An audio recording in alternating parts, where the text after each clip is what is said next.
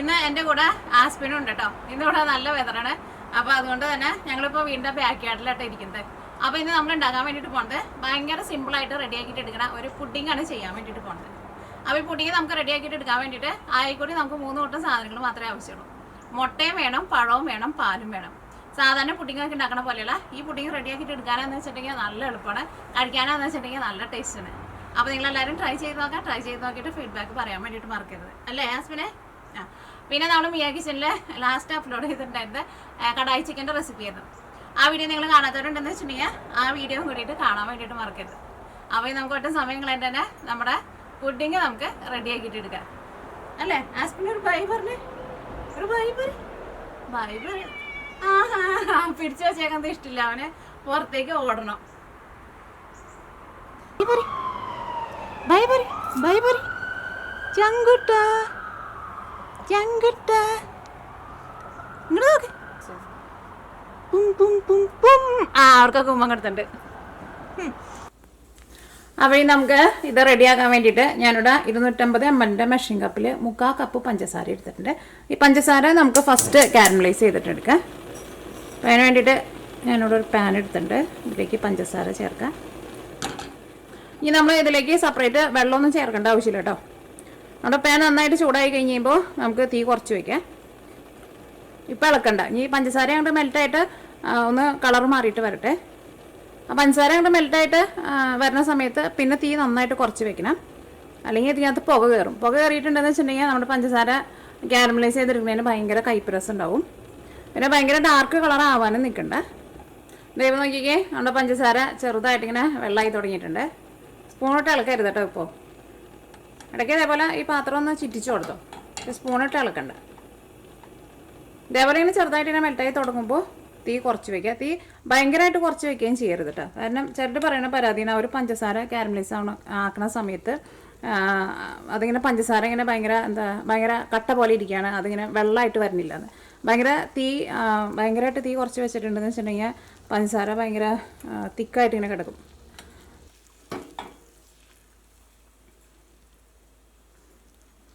ഇപ്പോൾ നോക്കിക്കേ, നല്ല കളറായിട്ടല്ലേ? കുറച്ചും കൂടി പഞ്ചസാര കളർ മാറാനുണ്ട്. ഞാൻ നോക്കിക്കേ, നമ്മുടെ പഞ്ചസാര ഫുള്ളായിട്ട് കളർ മാറിയിട്ടുണ്ട്. ഇത് കളർ മാറി കഴിഞ്ഞിട്ടുണ്ടെന്ന് വെച്ചിട്ടുണ്ടെങ്കിൽ നമ്മൾ അപ്പോൾ തന്നെ തീ ഓഫ് ചെയ്യണം കേട്ടോ. പിന്നെ കുറേ നേരമായിട്ട് ചൂടാക്കരുത്, പ്രത്യേകം ശ്രദ്ധിക്കുക. അപ്പോൾ ഇതിനൊരു കൈപ്രസം വരും. ഭയങ്കര ഡാർക്ക് കളറിലേക്ക് ആവാൻ വേണ്ടിയിട്ട് നിൽക്കരുത്. ഇനി നമുക്ക് തീ ഓഫ് ചെയ്യാം. ഇത് ചൂടോട് കൂടിയിട്ട് തന്നെ നമ്മുടെ പുഡിങ് സെറ്റ് ചെയ്യാനുള്ള പാത്രത്തിലേക്ക് ഒഴിക്കുക. അപ്പോൾ ഈ പാത്രത്തിലേക്കാണ് ഞാൻ പുഡിങ് ഒഴിക്കാൻ വേണ്ടിയിട്ട് പോകുന്നത്. അപ്പോൾ നമ്മുടെ പഞ്ചസാര കാരമലൈസ് ആക്കി വെച്ചിട്ടുണ്ടല്ലോ, അത് ഇതിലേക്ക് നമ്മൾ ഒഴിക്കാൻ പോണതിന് മുമ്പ് ഈ പാത്രത്തിൻ്റെ അടിയിലും സൈഡിലൊക്കെ കുറച്ച് ബട്ടർ തൂത്ത് കൊടുക്കുക. നിങ്ങളുടെ അടുത്ത് ബട്ടർ ഇല്ലയെന്ന് വെച്ചിട്ടുണ്ടെങ്കിൽ സാധാരണ ഓയിലോ ഏത് ടൈപ്പ് ഓയിലായിരുന്നാലും കുഴപ്പമില്ല. ഈ സൈഡിലും അടിയിലും ഒന്ന് തൂത്ത് കൊടുക്കണം. ഇതേപോലെ നിങ്ങൾ നേരത്തെ റെഡിയാക്കിയിട്ട് വെച്ചോ. അപ്പോൾ പഞ്ചസാര റെഡി ആയി കഴിയുമ്പോൾ നല്ല ചൂടോട്ട് ഒഴിക്കണം, അല്ലെങ്കിൽ പിന്നെ ആ പാനിലിരുന്നിട്ട് അത് കട്ട പിടിക്കും പെട്ടെന്ന്. ഇത് ഇതിലേക്ക് ഒഴിക്കാം. ഇതിരുന്നിട്ട് നന്നായിട്ട് ചൂടാറണം. അപ്പോൾ ഫസ്റ്റ് ഇത് റെഡിയാക്കിയിട്ട് വയ്ക്കാം. അപ്പോൾ ഇനി ഇതിരുന്ന് ചൂടാറട്ടെ. ഇത് ചൂടാറാൻ വേണ്ടിയിട്ട് ഫ്രിഡ്ജിൽ വെക്കേണ്ട, ഇവിടെ തന്നെ പുറത്ത് തന്നെ വെച്ചാൽ മതി. ഈ പുഡിങ് റെഡിയാക്കാൻ വേണ്ടിയിട്ട് ഞാനിവിടെ ഇതാ നോക്കിക്കേ, 3 മുട്ട എടുത്തിട്ടുണ്ട്. പിന്നെ 3 റോബസ്റ്റ് പഴം എടുത്തിട്ടുണ്ട്. ഇത്രയ്ക്ക് വലിപ്പമുള്ള പഴം കേട്ടോ. അപ്പോൾ നിങ്ങൾ ചെറിയ പഴമെന്ന് വെച്ചിട്ടുണ്ടെങ്കിൽ അതനുസരിച്ചിട്ട് എടുക്കണം കേട്ടോ. നമ്മുടെ നാട്ടിൽ കിട്ടുന്ന റോബസ്റ്റ് പഴത്തിന് ഇത്രയ്ക്ക് വലിപ്പം ചിലപ്പോൾ ഉണ്ടാവാറില്ല. അപ്പോൾ അതനുസരിച്ചിട്ട് ചെറിയ പഴമൊക്കെയെന്ന് വെച്ചിട്ടുണ്ടെങ്കിൽ ഒരു 4 പഴം എടുക്കുക. പിന്നെ ഇതിലേക്ക് 1.5 കപ്പ് പാലും വേണം. അപ്പോൾ ഫസ്റ്റ് നമുക്ക് ഈ പഴം മിക്സിയിലിട്ടിട്ട് ഒന്ന് നന്നായിട്ടൊന്ന് അരച്ചിട്ടെടുക്കുക.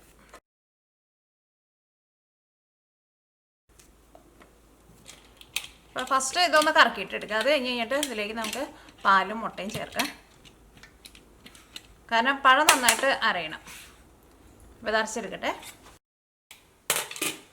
ഞാൻ നോക്കിക്കേ, നമ്മുടെ പഴം നന്നായിട്ട് അരച്ചെടുത്തിട്ടുണ്ട്. ഇനി ഇതിലേക്ക് നമുക്ക് 3 മുട്ട ചേർക്കാം. അതിപ്പോൾ കോഴിമുട്ടയോ താറമുട്ടയോ ഏതായാലും കുഴപ്പമില്ല. 3 മുട്ട ചേർക്കാം. ഇനി ഇതിലേക്ക് 250 ml മെഷീൻ കപ്പിൽ 1.5 കപ്പ് പാലിന് ചേർക്കുന്നത്. അത് കാച്ചിയ പാലായിരുന്നാലും കുഴപ്പമില്ല, കാച്ചാത്ത പാലായിരുന്നാലും കുഴപ്പമില്ല.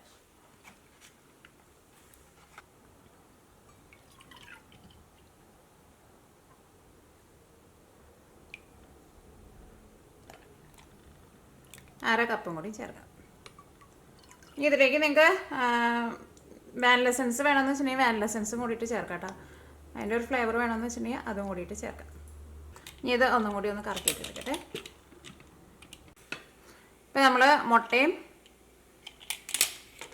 പാലും പഴവും കൂടിയിട്ട് മിക്സിയിലിട്ടിട്ട് നന്നായിട്ട് അരച്ചെടുത്തിട്ടുണ്ട്.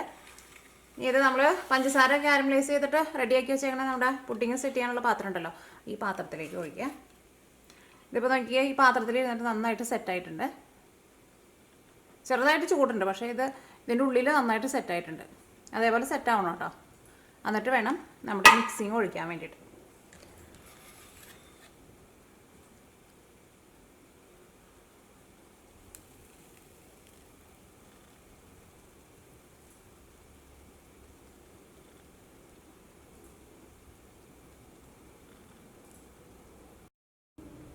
ഇത് ഒന്ന് കവർ ചെയ്തിട്ട് വേണം കേട്ടോ നമുക്ക് ആവിയിൽ വെച്ച് വേവിക്കാൻ വേണ്ടിയിട്ട്. തുറന്ന് വയ്ക്കരുത്.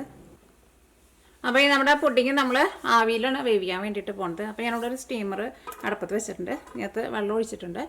ഇനി നമ്മുടെ പുഡിങ് വേവിക്കാൻ വേണ്ടിയിട്ട് വെക്കാം. കവർ ചെയ്ത് വെക്കാം. അപ്പോൾ ഞാനിവിടെ ഫോയിൽ പേപ്പർ വെച്ചിട്ടാണ് കവർ ചെയ്യാൻ വേണ്ടിയിട്ട് പോകുന്നത്. ഫോയിൽ പേപ്പർ തന്നെ വേണമെന്ന് നിർബന്ധമില്ല കേട്ടോ. ഇവിടെ ഏതെങ്കിലും പാത്രത്തിൻ്റെ മൂടി വെച്ചാലും മതി. അല്ലെങ്കിൽ ഇതിനകത്തേക്ക് ഈ ആവി വെള്ളം ഇതിലേക്ക് വീഴുമല്ലോ. അപ്പോൾ അതുകൊണ്ട് എന്തായിരുന്നാലും മൂടി വയ്ക്കണം.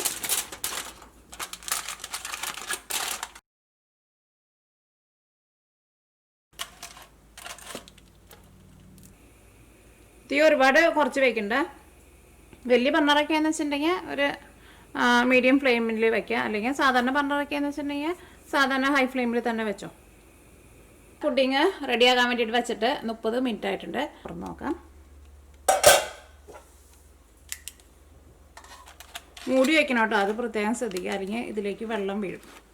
എന്നറിയാൻ വേണ്ടിയിട്ട് സാധാരണ നമ്മൾ കേക്കൊക്കെ നോക്കില്ലേ, അതേപോലെ ഒരു ടൂത്ത് പിക്കോ അല്ലെങ്കിൽ ഇതേപോലെ എന്തെങ്കിലും ഒന്ന് വെച്ചിട്ടൊന്ന് കുത്തി നോക്കാം. അപ്പോൾ അത് ക്ലീനായിട്ട് വന്നിട്ടുണ്ടെന്ന് വെച്ചിട്ടുണ്ടെങ്കിൽ നമ്മുടെ പുഡിങ് റെഡി ആയിട്ടുണ്ട്. ഇനി നമുക്ക് തീ ഓഫ് ചെയ്യാം.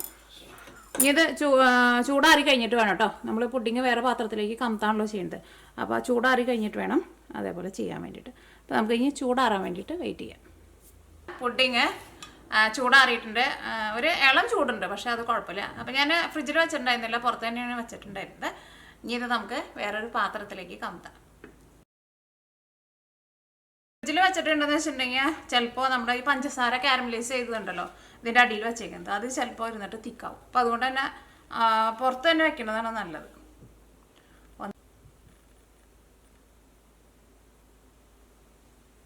ചൂടാറിയിട്ടുണ്ട്. ഇനി നമുക്കൊന്ന് കട്ട് ചെയ്ത് നോക്കാം.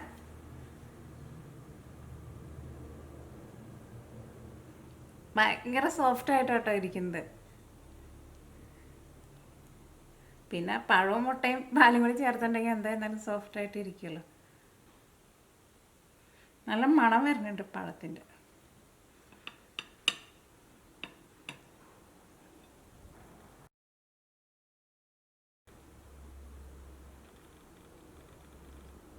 നല്ല സോഫ്റ്റായിട്ട് നല്ല ഭംഗിയിലിരിക്കുന്നുണ്ട്. അപ്പോൾ ഞാൻ ഒന്ന് കഴിച്ചോട്ടെ കേട്ടോ. പിന്നെ നിങ്ങൾ ഈ പുഡിങ് വെക്കണ പാത്രമായിരുന്നാലും നമ്മൾ ഒരുപാട് വലിയ പാത്രം എടുക്കരുത് കേട്ടോ. നമ്മൾ ആ വെക്കണ ആ പാത്രത്തിൽ ഇത് നമ്മൾ ഒഴിക്കുമ്പോൾ ഒരു 3/4 ഭാഗമെങ്കിലും ഉണ്ടാവണം. അപ്പോഴായിരിക്കും നമ്മുടെ പുഡിങ്ങിന് അത്യാവശ്യം നല്ലൊരു തിക്നെസ് ഉണ്ടാവുക. നോക്കട്ടെ, നല്ല സോഫ്റ്റായിട്ട് നല്ല എന്താ പറയുക, നല്ല സോഫ്റ്റായിട്ട് ഇരിക്കുന്നുണ്ട്.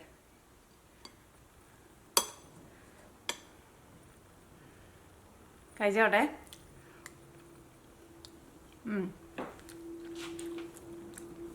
നമ്മളിതിലേക്ക് വായിലിട്ട വഴിക്കാൻ അങ്ങനെ വെണ്ണ പോലെ അലിഞ്ഞു പോയിട്ടാ. പിന്നെ നമ്മളിതിലേക്ക് എക്സ്ട്രാ പഞ്ചസാരയൊന്നും ചേർത്തിട്ടുണ്ടായിരുന്നില്ലെങ്കിലും അത്യാവശ്യം നല്ല മധുരമുണ്ട്. കാരണം പഴത്തിന് നല്ല മധുരം ഉണ്ടല്ലോ. പിന്നെ നമ്മുടെ ഈ പഞ്ചസാര ഈ കാരമലൈസ് ചെയ്യുന്നുണ്ടല്ലോ, അതും കൂടിയിട്ട് മിക്സ് ചെയ്തിട്ടാണല്ലോ നമ്മൾ കഴിക്കുക. അപ്പോൾ അതുകൊണ്ട് തന്നെ പിന്നെ നമ്മൾ എക്സ്ട്രാ നമ്മൾ വേറെ പഞ്ചസാര ചേർക്കേണ്ട ആവശ്യമില്ല കേട്ടോ. അത്യാവശ്യം നല്ല മധുരമുണ്ട്. നല്ല വെണ്ണ പോലെ നല്ല സോഫ്റ്റായിട്ടാണ് ഇരിക്കുന്നത്.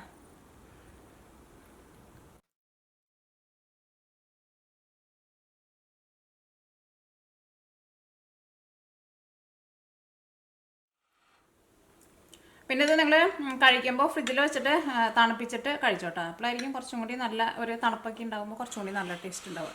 ഇതിപ്പോൾ ഞാൻ തണുപ്പിക്കാണ്ടാണ് കഴിച്ച് നോക്കിയത്. തണുപ്പിക്കാണ്ടും നല്ല ടേസ്റ്റ് ഉണ്ട്.